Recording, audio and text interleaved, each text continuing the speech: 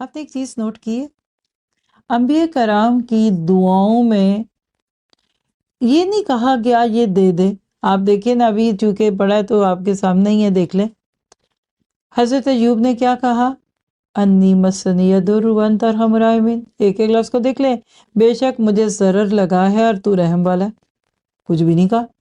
ہم ہوتے کیا کہتے ہیں؟ اللہ پسلی میں درد ہے وہ ٹھیک کر دے، اللہ کان میں درد ہے، اللہ سر میں درد ہے، اللہ وہ اندر کی ہڈی پہ درد ہے، اللہ بڑی سر میں درد ہے ٹھیک کر دے. ہمارے یہاں دعائیں کرنا تو یہ ہوتا ہے نا.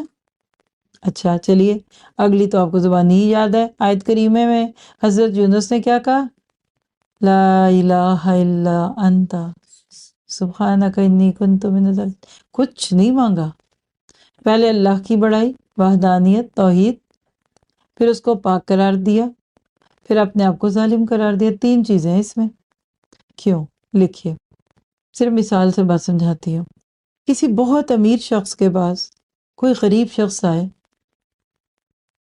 اور صرف یہ بول دے میں بہت بھوکا ہوں، تو کیا امیر شخص سمجھ نہیں جاتا؟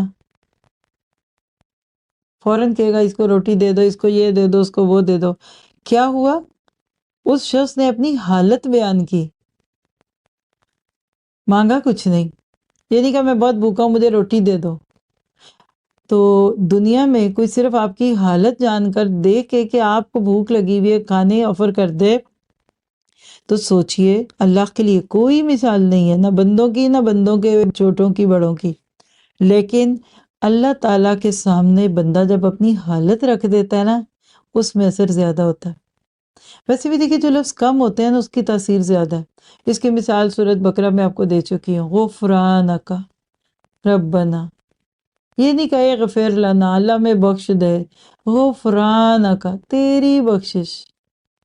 کسی کو پانی مانگنا ہے، پیاس لگی ہے، کہتا ہے پانی لا دو، ذرا گلاس بھی نکال لینا فریج میں سے، یہ بھی کرنا، برف بھی ڈالنا. تاثیر ہی کم ہو جائے گی.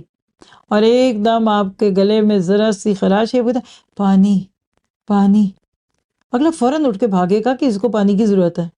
تو کیا پتہ چلا انبیاء کرام نے لفظوں سے نہیں مانگا، اپنی حالت بیان کی. اللہ ہمیں بھی ایسی مانگنے والا بنا دے.